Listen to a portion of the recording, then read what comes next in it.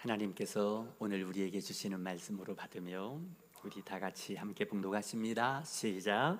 여호와는 나의 목자시니 내게 부족함이 없으리로다.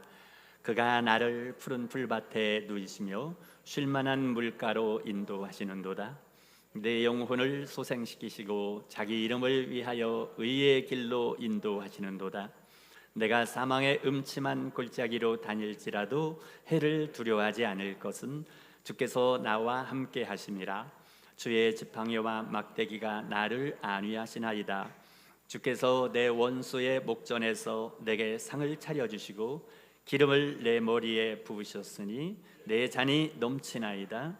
내 평생의 선하심과 인자하심이 반드시 나를 따르리니 내가 여호와의 집에 영원히 살리로다. 아멘.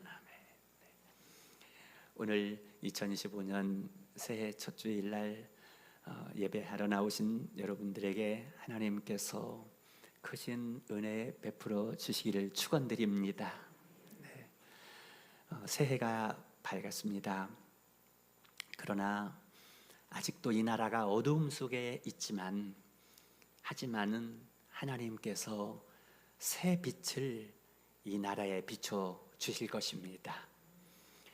1월 1일 날 제가 보는 국민일보 신문에 전면에 사진이 크게 실리고 그 밑에 글이 나와 있었습니다.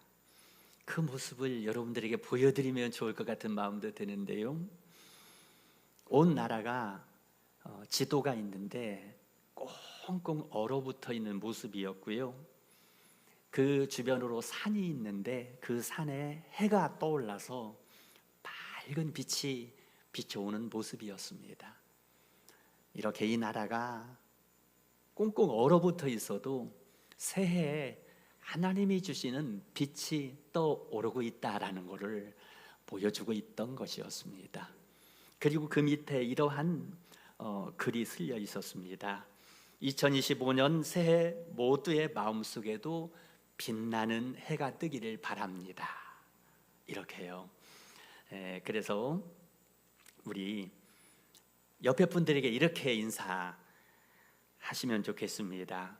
2025년 당신에게 밝은 해가 떠오를 것입니다. 네. 이제는 앞뒤 분에게요. 똑같이요. 2025년 당신에게 밝은 해가 떠오를 것입니다. 아멘, 아멘. 네. 벌써 여러분들 오늘 지금 이 표정을 보니까 밝은 해가 이미 떠올랐습니다. 2025년 밝은 해가 여러분들의 얼굴에 보입니다. 옛말에 시작이 반이라는 말이 있습니다. 시작했으면 벌써 반을 다 한 것이다. 2025년을 시작했으니 반은 여러분 잘한 것입니다. 시작이 그렇게 중요하다고요. 이 새해를 시작하며 하나님께서 주시는 말씀입니다. 시편 23편은 새로 시작하는데 필요한 말씀이고요. 특별히 이 시편 23편은 설문조사를 해보면 우리나라의 그리스도인들이 가장 좋아하는 말씀의 1위입니다. 뿐만이 아니라 이 예수님이 계셨던 이스라엘에 이 시편을 쓴 다윗의 고장인 이스라엘 사람들도 가장 좋아하는 말씀이라고 합니다. 또한 특별히 이스라엘 사람들은 아이가 태어나면 자라면서 말을 배우지 않습니까? 그 말을 배울 때 아직 아무 말도 못하는데 시편 23편을 암송을 하도록 한답니다. 그래서 그때부터 말을 배우는데 시편 23편을 외우면서 말을 배우게 되어진다고 하고요. 인생을 다 살고 노인이 되어서 임종을 할 때, 세상을 떠날 때에 시편 23편을 암송하면서 임종을 한다고 합니다. 이렇게 시편 23편이 너무 좋은 말씀, 저도 제일 좋아하는 말씀이라고 할 수 있습니다. 그래서 이 시편 23편을 다윗이 고백했지 않습니까? 뭐냐면 다윗이 인생을 살고 마지막에 고백하는 신앙 고백입니다. 또한 감사합니다. 하나님이 이렇게 해주심을 감사합니다 하는 고백입니다. 그래서 오늘도 우리도 다윗을 따라서 똑같이 이런 감사의 고백을 하기를 원합니다. 2025년은 무엇보다도 여러분들 달력 받으셨을 때에 이 달력이 금년의 주제가 감사합니다. 달력 맨 앞장에 표지에, 그리고 이제 1월달 한 장 뜯어내고 1월달 들어가면 거기에 또 역시 감사의 주제이고 1월 1일부터 시작해서 12월 31일까지 매일마다 감사 제목이 써 있는 거 혹시 보셨습니까? 네. 자세히 보신 분들은, 그러니까 매일마다 감사 내용이 있습니다. 왜? 여기 다윗이 왜 감사했는가? 그 내용을 함께 은혜를 나누는 것입니다. 첫째, 하나님이 나의 목자이심을 감사했습니다. 우리 다 같이 하시겠습니다. 하나님이 나의 목자이심을 감사했다. 1절 여호와는 나의 목자시니 내게 부족함이 없으리로다. 야, 내게 부족함이 없다면 얼마나 좋을까요? 이 새해를 시작하는데 저와 여러분에게 부족함이 없게 해주시는 분이 목자 주님이시라고요. 부족함이 없게 해주실 것입니다. 얼마나 감사합니까? 목자가 있는데. 그래서 그러니까 우리나라는 다릅니다. 우리나라는 옛날부터 농경사회이기 때문에 시골에서 농사 짓는 것만 봤는데 다윗의 고장인, 그리고 예수님의 고향인 이스라엘 땅에는 목축업을 하는 곳입니다. 다윗도 목동이었습니다, 자기가. 그런데 여호와는 나의 목자이십니다 하는 고백이, 자기도 양을 쳤습니다. 목자였습니다. 근데 살아보다 보니까 하나님이 자기 목자가 되었는데 너무나 좋은 거예요. 너무나 든든한 겁니다. 부족함이 없는 것입니다. 왜냐하면 목자가 다 공급해주고 지켜주고 모든 걸 책임져 주니까. 근데 살아보니 주님이 내 목자였습니다 라고 감격의 고백. 오늘 우리 대한민국 사람들이 감격스럽지 않습니다, 목자라고 해도. 근데 다윗은 자기도 목자였고 이 땅에서 그 목자가 얼마나 좋은지, 그래서 이렇게 목자가 주님이 내 목자가 되어준 것이 너무나 감사합니다 라고요. 그 어린아이가 엄마를 따라서 놀이동산에 갔습니다. 근데 거기서 신나게 놀다 보니 엄마가 없어졌어요. 이 아이가 엄마를 잃어버리는 순간에 놀이동산이 공포의 동산으로 변합니다. 두렵고 불안하고 나는 이제 어떡하나 하고요. 이 두려움과 공포 속에 빠져서 엄마가 없다는 이유 하나만으로. 그런데 엄마가 나타나서 엄마를 찾았습니다. 그 순간에 두려움과 불안과 공포는 사라지고 마음의 평안과 부족함이 없게 돼버리는 거예요. 이 감격, 엄마가 사라졌을 때에는 공포의 동산으로 변했는데 엄마가 나타나는 순간에 다시 즐거운 놀이동산으로 바뀌는 겁니다. 그래서 다시 또 신나게 놀이기구를 타며 즐거워하는 겁니다. 여러분, 지금 다윗이 여호와는 나의 목자시니 내가 부족함이 없습니다라는 것이 주님이 나와 함께 있기 때문에 나는 너무나 좋아요. 걱정이 없어요. 두려움이 없어요. 부족함이 없어요. 이 고백을 하며, 그러니 목자 되신 주님 감사합니다. 오늘 새해를 맞이하여 첫 주일 예배를 드리는 여러분들의 고백, 주님이 나의 목자시니 감사합니다, 이 고백이 되시기를 축원을 드립니다. 아멘. 두 번째로, 다윗은 무엇에 대해서 감사하고 있을까요? 나를 푸른 풀밭에 누이시며 쉴만한 물가로 인도하심에 감사했습니다. 우리 같이 하겠습니다. 푸른 풀밭에 누이시며 쉴만한 물가로 인도하심에 감사했다. 예, 본문 2절 말씀입니다. 그가 나를 푸른 풀밭에 누이시며 쉴만한 물가로 인도하시는 도다. 예, 그가 나를 푸른 풀밭에 누이시며. 주무시는 분 안 계시죠? 너무나 평안해요. 근데 이건 누워서 자는 말이 아니고요, 모든 것에, 양에게 있어서 푸른 풀밭이면 배부르고 없는 게 없는 것을 말합니다. 그러니 목자 주님이 저에게 모든 것을 배불려 주시고 쉴만한 물가로 인도하셨습니다 라는 것은 가장 편하게 쉴 수 있는 그 물가로 인도했다는 그런 뜻입니다. 그러니까 다윗이 살아보니까 목자 되신 주님이요, 배불리 삶의 필요도 부족함 없도록 채워주시며 편안하게, 아무리 배부르게 먹어도 편안하지 않으면 안 되죠. 여러분, 세상에 살면서 얼마나 지치고 편치 않는 일이 많습니까? 근데 편안하게.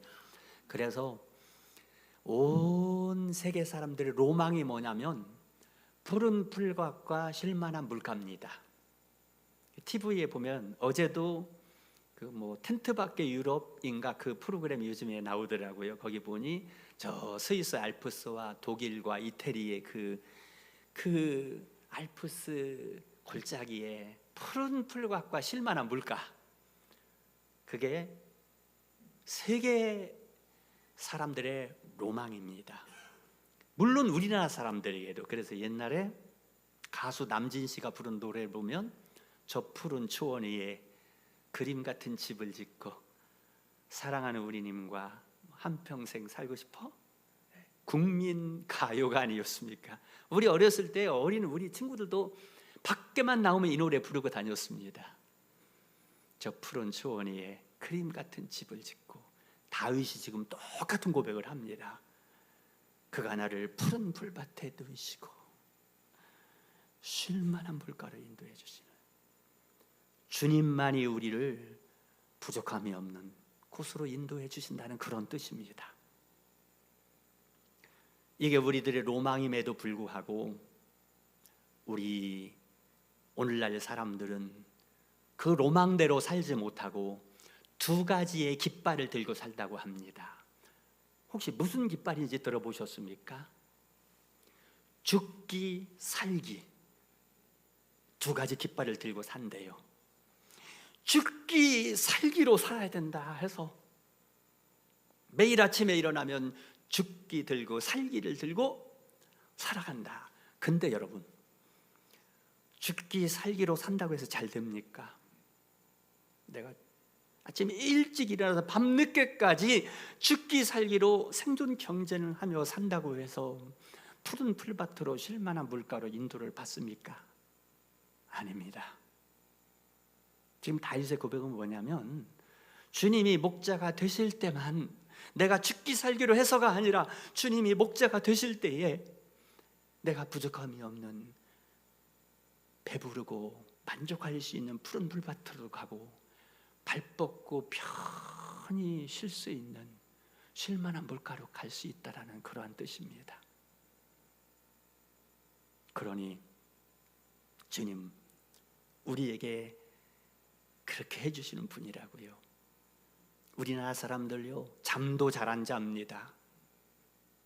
보도된 내용에 보면 OECD 국가 중에서 우리 대한민국이 제일 잠을 적게 잔다고 합니다. 무려 OECD 국가는 잘 사는 나라들입니다. OECD 국가들의 평균 수면 시간에 비해서 우리 대한민국의 평균 수면 시간이 1시간 41분이 짧대요. 1시간 41분이나 덜 자면서 죽기 살기로 하는 게 우리나라 민족이라는 거죠. 근데 하나님이 인도하지 않으면 이러한 로망의 세계로, 우리가 원하는 세계로 갈 수 없다. 그래서 시편 121편 1절과 2절에서 이렇게 고백하지 않습니까? 우리 다 같이 함께 고백합니다. 시작. 여호와께서 집을 세우지 아니하시면 세우는 자의 수고가 헛되며 여호와께서 성을 지키지 아니하시면 파수꾼의 깨어 있음이 헛되도다.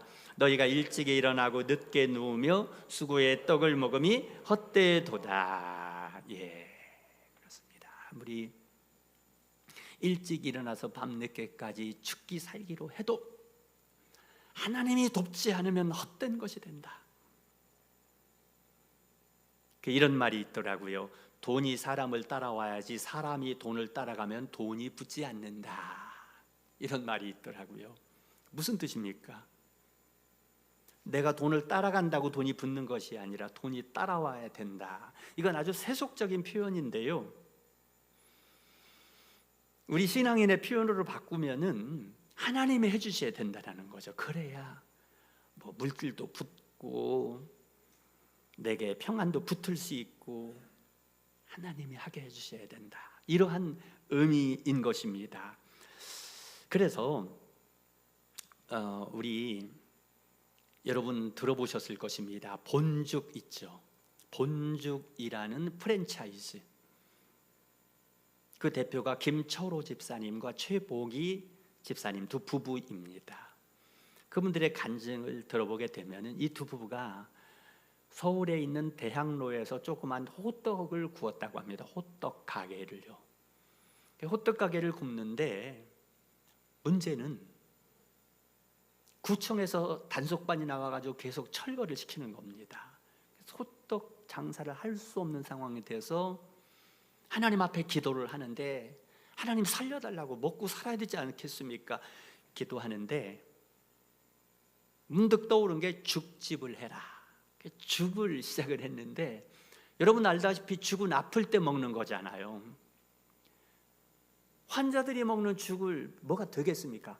그런데요, 신기하게 죽집을 시작했는데 사람들에게 소문이 나고 막 사람들이 몰려오는 겁니다.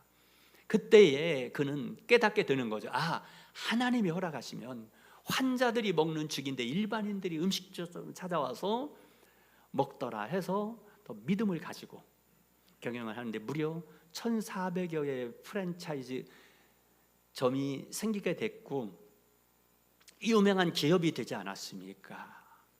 선교 사업을 하고 하나님의 사업장이라고 모토를 내걸고, 본죽의 김철호 집사님의 본죽 기업의 모토가 뭐냐면 하나님께 영광, 사회에는 빛과 소금, 이 모토를 내걸고 사업을 합니다. 유명한 기독교 기업입니다. 하나님께 영광, 세상에는 빛과 소금. 그래서 선교 사역을 하고 믿음을 전파하고 하나님이 이렇게 해주시더라. 여러분, 환자들이 먹는 죽으로 시작했는데 이게 그렇게 잘 될 줄 누가 알았겠습니까?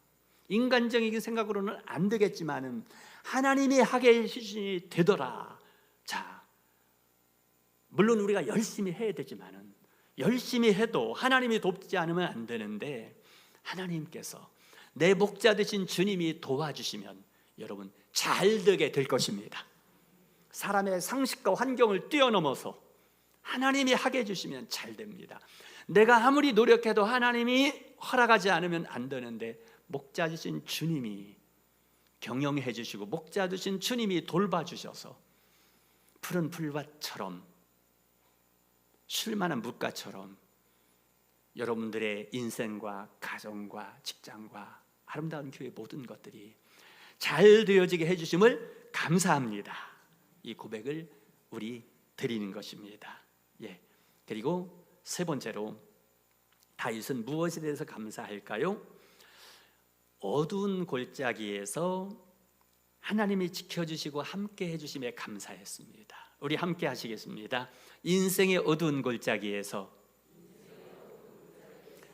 주님이 함께 하시고 지켜주심을 감사했다.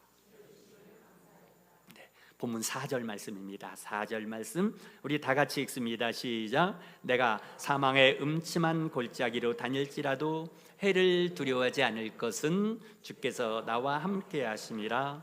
주의 지팡이와 막대기가 나를 안위하시나이다. 아멘. 네. 자, 사망의 음침한 골짜기로 다닐 때가 있었다는 겁니다. 성경을 보면 다윗은 사망의 골짜기를 많이 지났습니다.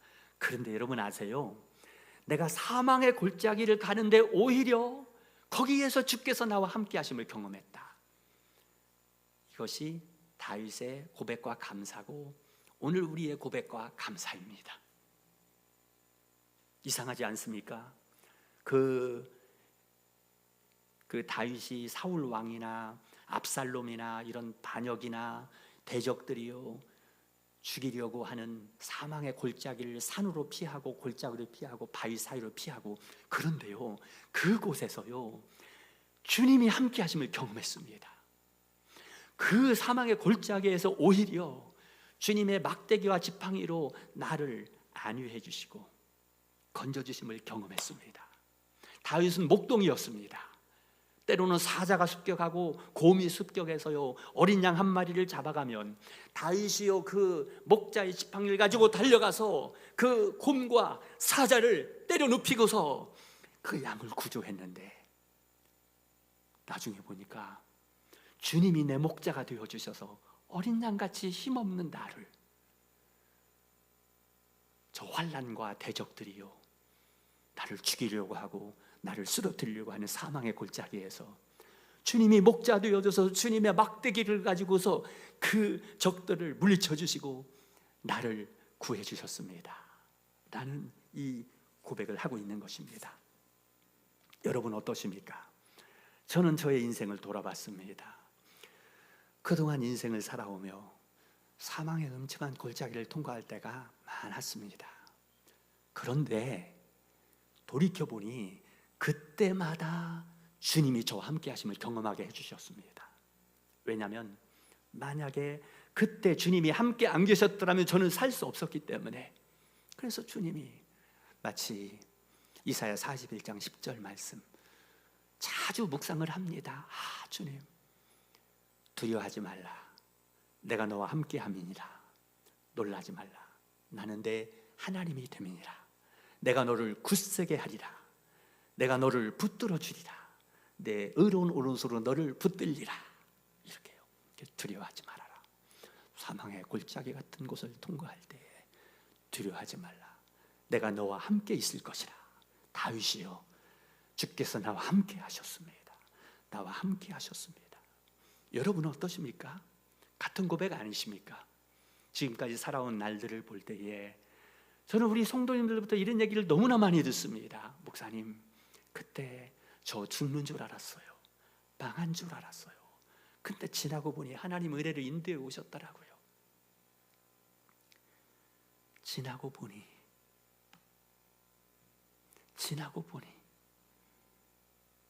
내가 사망의 골짜기에 있을 때 그때 주님이 함께 해주셨고, 지나고 보니 내가 죽을 것 같았던 그 상황 속에서 주님의 손길로 나를 보호하시고 나를 위로하시며 지금까지 이르게 해주셨습니다. 그래서 감사합니다. 사랑하는 여러분들, 2025년도 살아갈 때에 때로는 사망의 골짜기 같은 걸 통과할지라도 주님께서 함께 계셔 주시고 여러분을 지켜주실 줄 믿습니다. 네, 마지막 네 번째요. 다윗은 무엇 때문에 감사했습니까? 원수 앞에서 축복해 주심에 감사했습니다. 우리 함께 하시겠습니다. 원수 앞에서 축복해 주심에 감사했다. 네, 맞습니다. 본문 5절이네요.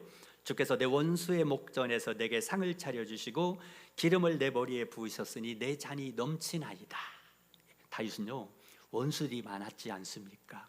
사울 왕이 막 3,000명의 군대를 거느리고 공격해오고 압살롬이 자기를 죽이려고 공격해오고 이런 가운데, 근데 신기한 것은요 원수 앞에서 주님이 내게 상을 차려주셨습니다. 상은 잔치상입니다. 풍성한 잔치상을. 그래서 원수들을 부끄럽게 만드는 거예요.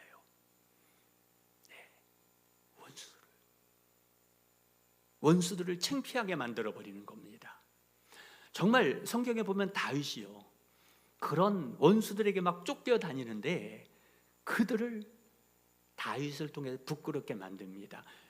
사무엘상 17장에 보게 되면 그 맨 처음에 다윗이 아직 나이가 어릴 때에 쳐들어왔던 전쟁이 일어났습니다. 전쟁, 그 무서운 전쟁이, 블레셋 군대가 쳐들어왔을 때에 이스라엘의 많은 용사와 장수들이 다 떨고 있는데요, 사울 왕도요, 건장한 거인이었는데 이 사울 왕도 떨고 있을 때 아직 나이 어린 소년 다윗이 그 앞에 나가서 골리앗이 위협을 할 때에 앞에 나가서 한 방에 골리앗을 쿵 쓰려, 물매 한 방으로 쿵 쓰려들었고 이스라엘 백성들이 와 함성을 지르며 그 원수 골리앗 앞에서 다윗을 승리하게 해주셔서 일약 영웅이 되게 하시는, 그래서 하나님이 잔치상을 베풀어 주시는 겁니다. 원수 앞에서 사울 왕에게 쫓겨다닐 때, 군사들에게 쫓겨다닐 때 그 앞에서 하나님께서 다윗을 대우해 주십니다. 잔치상을 베풀어 주시는 것처럼 풍성하게 베풀어 주시고 다윗을 높여 주셔서 원수들이 다윗을 볼 때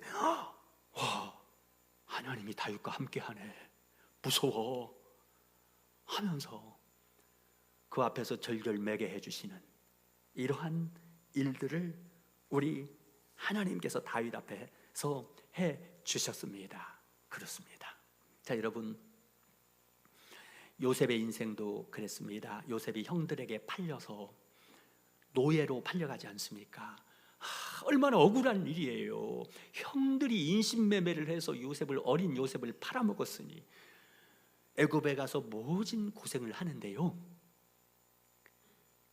하나님께서요 요셉을 높여서 애굽의 총리가 되게 해주시고 자기를 인신매매에 팔았던 형들이 그 앞에 와서 엎드려가지고 살려달라고, 원수 앞에서 높여주시는 이 은혜를 요셉이 경험하지 않습니까? 모세는 어떻습니까? 조금 전에 우리 예플 찬양단에서 요괴베스 노래입니까? 그 노래, 요괴베스 노래 정말 좋잖아요. 저 옆에 앉아가지고서 너무 마음이 따뜻해서 요괴베스 노래, 모세가 어렸을 때에 모세의 어머니 요괴벳이 아기가 낳는데, 아기 낳았으니까 얼마나 이뻐요. 근데 애굽의 노예로 살고 있기 때문에 애굽의 바로 왕이 이스라엘 민족의 아들 낳으면 다 나일강에 던져라 해서 나일강물에 던져버려야 되는 신세입니다, 아기 모세가. 그런데 어머니는 도무지 사랑하는 이 핏덩이 아들을 나일강에 던질 수 없어서 갈대 상자에 띄우지 않습니까? 아까 노래에 나왔잖아요. 그 뜻이에요. 갈대 상자에 띄우면 하나님께 너를 맡긴다. 눈물 나는 이야기예요. 하나님, 너의 주인이신 하나님께 너를 맡긴다. 근데 그때 바로 왕의 딸인 공주가 아기를 못 낳는 거예요. 나일강에서 목욕하면 아기는 아들 낳을 수 있다는 이야기를 듣고 목욕하러 오지 않습니까? 마침 그때, 그래서 거기에 물 위에 띄워 있는 아기 모세를 발견하게 되고 그 바로왕의 공주가 자기가 데려다가 자기 양자로 키우지 않습니까? 그러면서 유모를 찾는데 모세의 어머니 요게벳을 데려와서 유모로 왕궁에서 키우는 신기한 일이 벌어지잖아요. 그러면서 모세가 자라서 거기서 왕궁에서 당당하게 왕자로 크게 되고요, 나중에 하나님의 부르심을 받아서 하나님의 백성들을 애굽 노예에서 탈출하게 말도 해방시키고 홍해 바다를 건너 광야로, 그리고 그들을 해방시키는 위대한 역사를 행하지 않습니까? 여러분, 태어나면서부터 나일강에 버려져야 될 운명에 처해 있던 그 아기 모세를요, 그 원수 바로왕 앞에서 오히려 왕궁으로 들어가서 왕자로 자라고 나중에 이스라엘 민족의 구원자로 쓰임받게 하시는, 원수 앞에서 잔치상을 베풀어 주시고 높여주시는 주님을 다윗이 겸하고 감사한 것처럼 여러분 2025년도에 여러분들의 삶에도 원수 앞에서 잔치상을 베풀어 주시는 하나님의 은혜가 함께하게 될 줄로 믿으시기 바랍니다.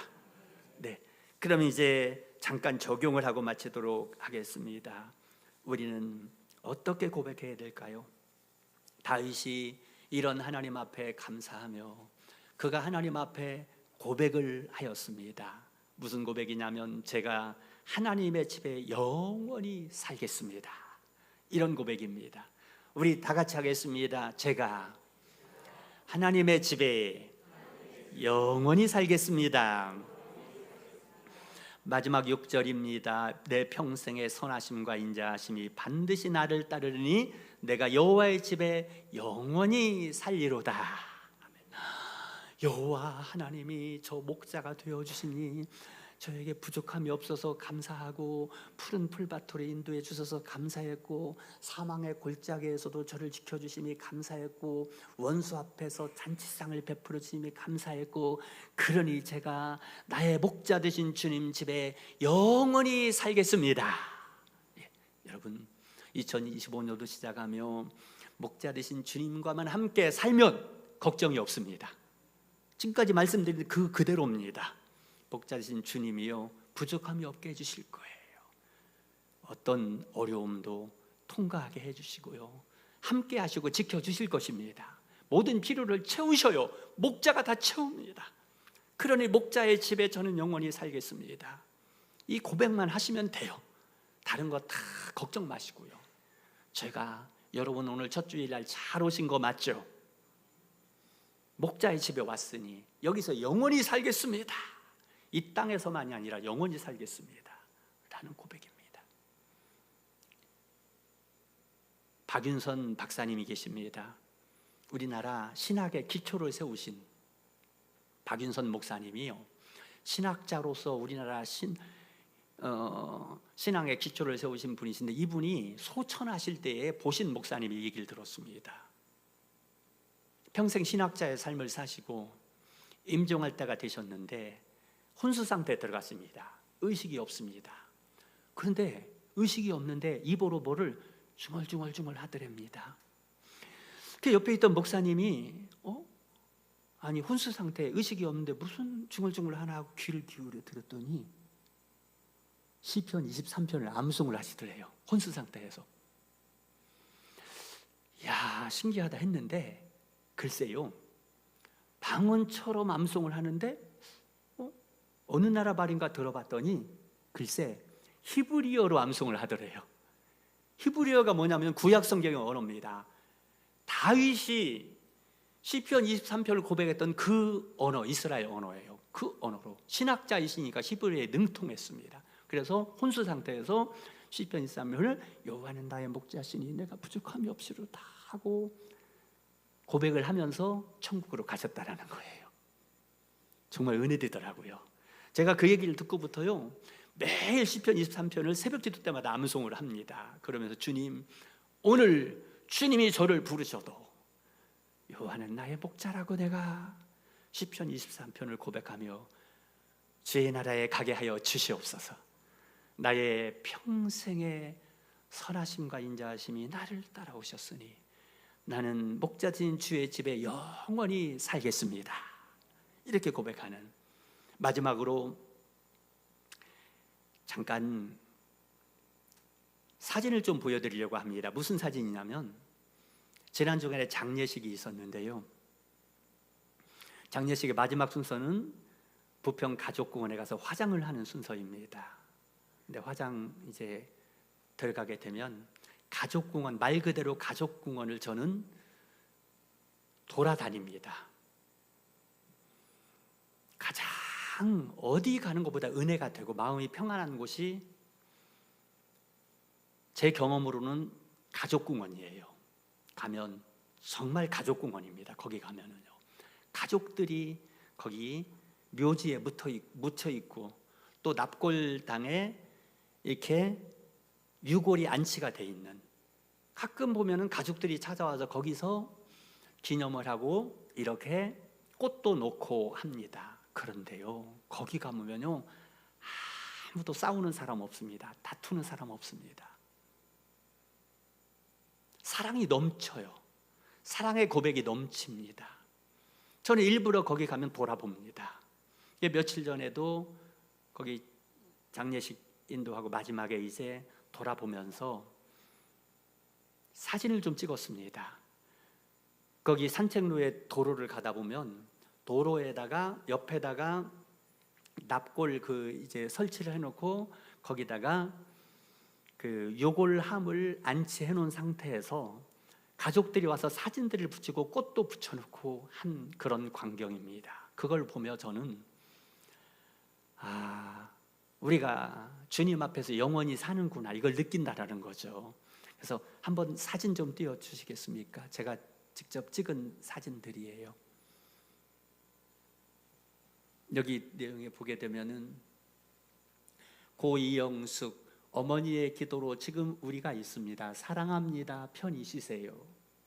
고 지명조 엄마 항상 보고 싶어요. 하늘에서는 아프지 마시고 행복하고 편안하게 저희를 지켜봐 주세요. 많이 많이 사랑해요. 성훈, 정훈, 정미 그립습니다. 이소진 성도 또 이렇게 쭉 사랑해 하고 내용이 있습니다. 박가림 엄마 아빠의 친구였고 과분한 선물 사랑하는 우리 딸 가림이 자유롭지 사랑한다 박가림, 이런 내용 있습니다. 어린 아기네요. 강민성 2016년에 태어나서 2021년에 하나님 나라 갔습니다. 민성아 사랑한다 보고 싶다 등등 이런 내용들. 집사 정소영 사랑하는 나의 아내 현민우 엄마 자기와 함께한 시간 너무 행복해서 천국에서 편히 쉬다가 다시 만나자, 이런 내용들을 보며 제가 무슨 생각이 들었냐면요, 이 땅에 살 때도 주님의 가족으로 함께 살아가고 이 땅을 떠나도 내가 여호와의 집에 영원히 살리로다, 이렇게요. 보니까 다 사랑한다고 고백합니다. 이 땅에 살면서는 가족들이 살면서 사랑한다고 고백도 안 하다가 떠나고 난 이렇게 고백들 해요.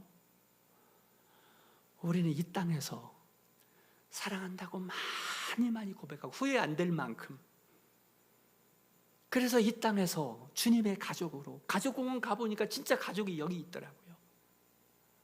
저도 천국에 먼저 가신 아버지 어머니 생각 많이 났고요. 그런데 거기 가보면은요, 마음이 너무나 편하고 그냥 부족함이 없는 느낌이 들어요.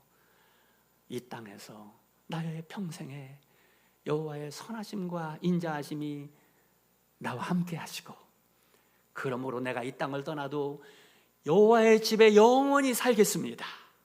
이 고백이 여러분들 고백이 될 수 있기를 주의 이름으로 축원을 드립니다. 아멘.